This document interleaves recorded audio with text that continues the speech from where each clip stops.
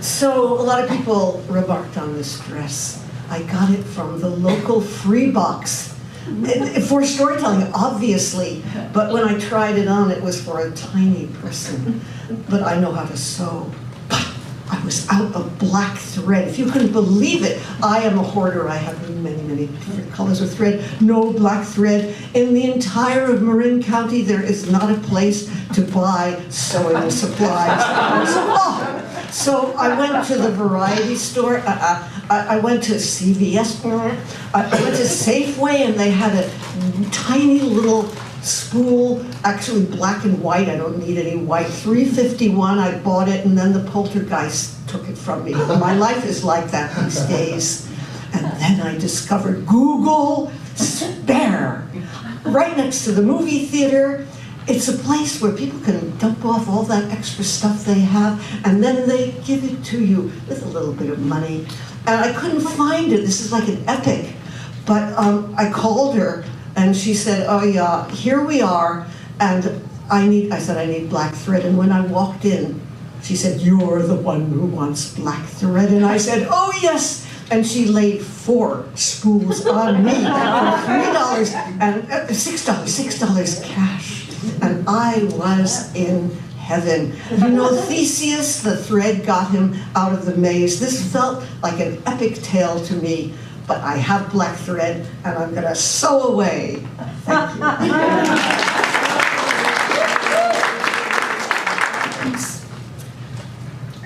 There were 3 travelers.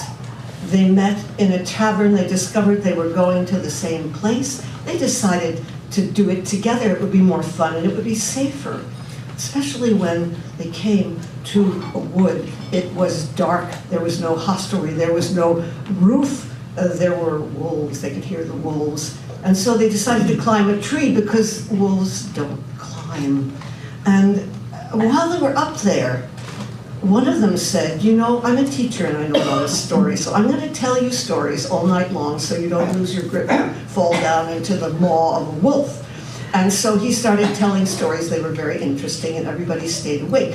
Now, another of the travelers was a wood carver, and when you're a wood carver and you have wood right there, you can't help yourself. And of course, he had the tools. And there was this big branch, and he started carving and carving and carving and carving, and the sun came up, and they saw what he had carved. A woman. He kind of cut her loose at the feet, and he set her down, and she was exquisite, but she was made out of wood, and she was naked.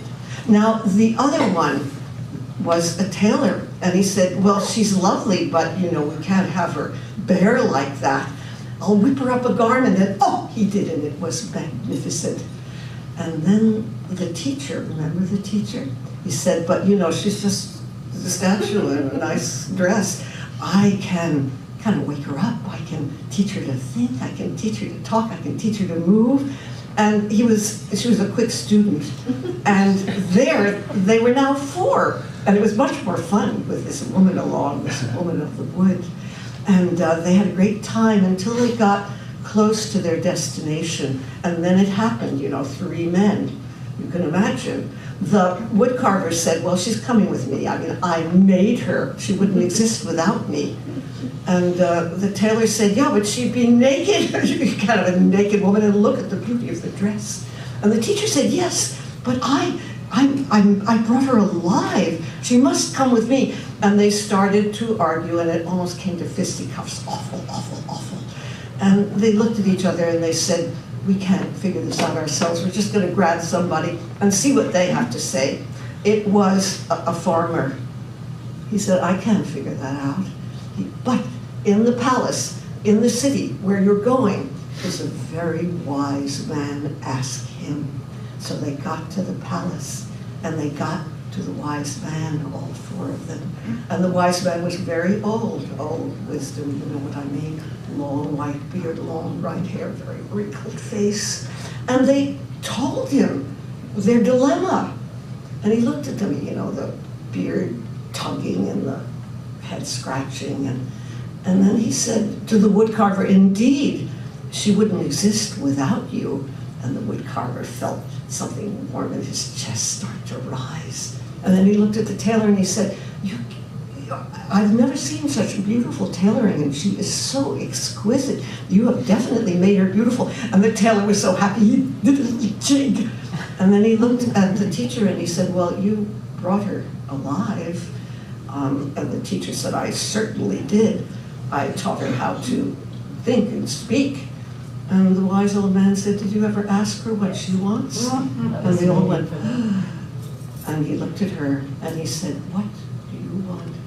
And she took his gnarled hands and she said, I want you.